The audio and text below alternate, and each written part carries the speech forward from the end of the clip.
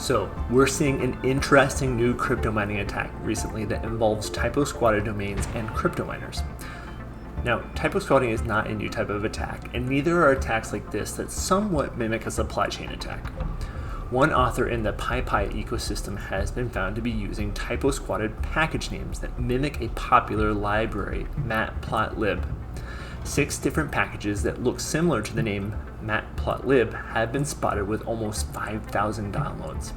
That means at least 5,000 systems are now infected with the Ubqminer. This particular miner mines Ethereum. Now, as I've mentioned, this type of attack isn't new. NPM seems particularly ripe for this type of attack, and researchers have found malicious payloads in popular packages before. To name a few, WebBrowserify was targeted, and the Discord stealing malware CursedGrabber that was discovered last November using Typosquatting and brandjacking. If you're a developer, you'll understand how serious this is, as tools like WebBrowserify are often reached for. On top of that, most packages are installed without properly vetting them. What do you do then to protect yourself? You need a tool that detects these types of malware and stops them.